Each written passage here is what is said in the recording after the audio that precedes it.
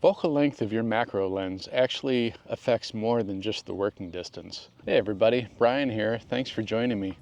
I have three macro lenses. This is the 90mm macro. I have a 60mm macro, and I also have a 30mm macro.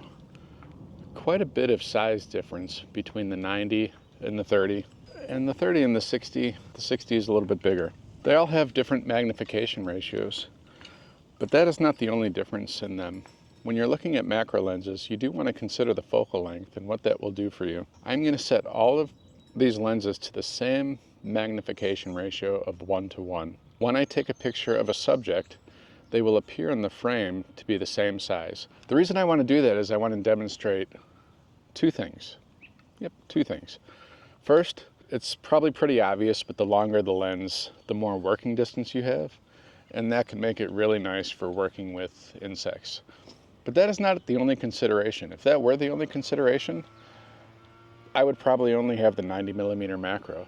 So why would you maybe want the 60mm or the 30mm? And why would you potentially even want to own all three?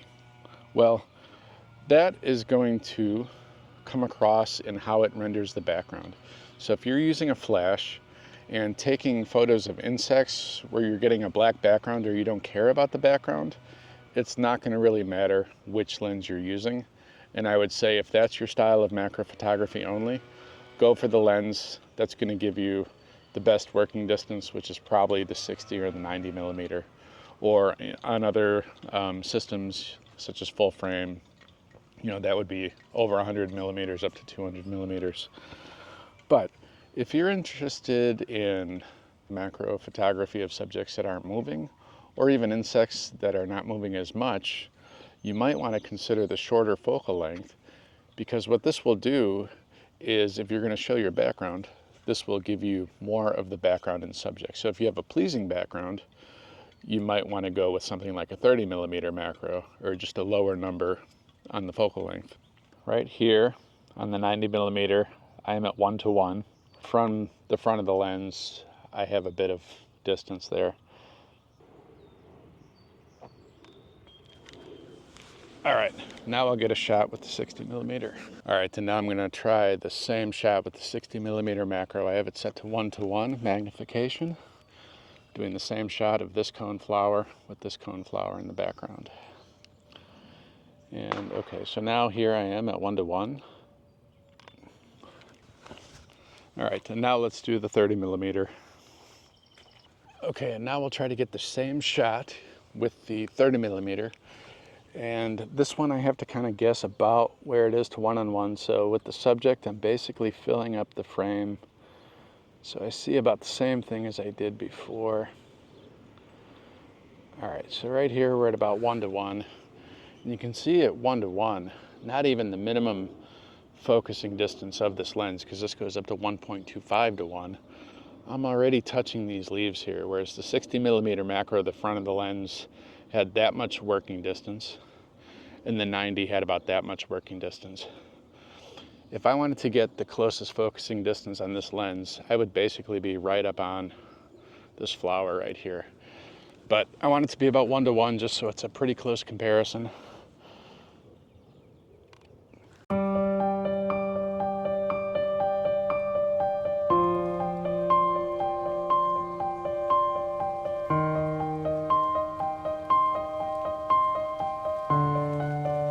Now I'm over here by some different coneflowers, and there's a lot more insect activity. So I'm going to get more shots. It'll be hard to get the exact same shots because I'm going to be doing some shots of quick moving bumblebees and some smaller bees. But we'll get relatively similar shots with the 30, the 60, and the 90mm. And you'll also be able to see just what I have to deal with as far as distance to the subject, which gets really challenging with this 30mm macro. Assuming that the tip of my finger is the bee, I need to get this close just to photograph my finger.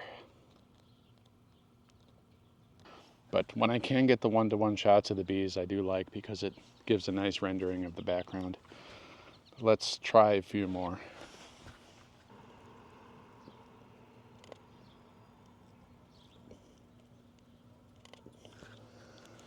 All right, and that bee was pretty cooperative because he was kind of in the zone, not even noticing my presence.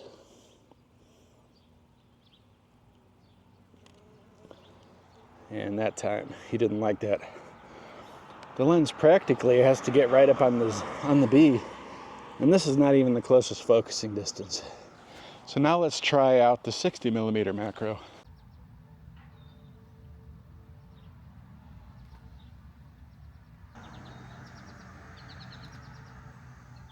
Right away, you'll be able to notice that the working distance is much more manageable with these insects.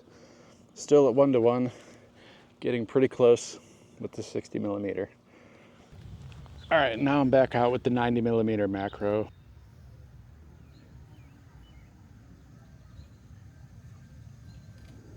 All right, so we just did very similar composition and shot with all three lenses. Let's now take a look at the 30mm, the 60mm, and the 90mm 1:1 macro shots.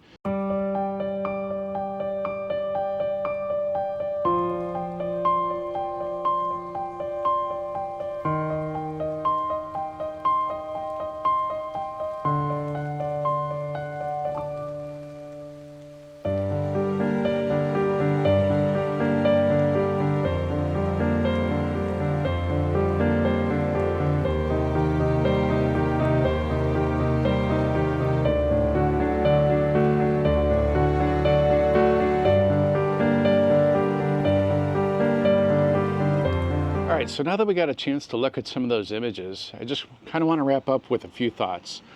My go-to lens is going to be this 90mm macro whenever I'm doing insect photography. I would say 90% of the time, unless I know it's going to be something that is just not moving very fast. For example, if I go out very early in the morning and I know the insects are going to be almost comatose and I might even be doing some stacking, if I have enough light or a flash with me and I can get the light in to the close distance of the 30mm macro, I might go with that. But generally, this is my most versatile lens. I can go all the way to 2x macro if I want to, but 1:1 macro on this lens just gives me a nice, comfortable working distance. At the expense of a heavier lens, and generally I would use the larger flash and a different soft box for diffusion. But why did I buy the 30mm macro? Well, this kind of experiment shows it a little bit, but where the 30mm macro is really going to shine is when you want to get more of the background into your composition. When we do subjects such as mushroom or fungus type photography, or anything maybe along a forest floor, that's where it's going to be wonderful because it will be able to give the same reproduction ratio of this. It's still going to fill the frame, but we're going to get more of the background in the shot. And if it's a clean background or if it fits our subject, it's going to make for a nicer rendering. Whereas the 60 or the 90 will be more like a portrait. That will be more of a wide angle type shot, really giving us more of the environment. And the 30mm macro from Olympus right now is on sale. It's like $200. So it's worth just getting and throwing in the bag. It does support focus stacking, just like the 60 and 90. So it has most of the same features. And it's much lighter and more maneuverable. And you can get by with just this cheap diffuser and small flash, and it works great with the 30mm macro. Again, the trade-off is it's not weather sealed, so you do have to use it in relatively nice weather conditions or protect the lens. And if you do want that extreme 1.25:1 magnification or even 1:1 magnification, just keep in mind that you are going to be very close to your subject. I hope I explained well enough so you can understand why you might want different focal lengths for your macro photography and how they will both serve different kind of use cases or purposes, and different artistic representations of potentially the same subjects. So we'll see you next time. Thank you for joining me. Let me know down in the comments if you use different focal lengths and which one is your favorite. And we'll see you next time here on Be Mad Photo.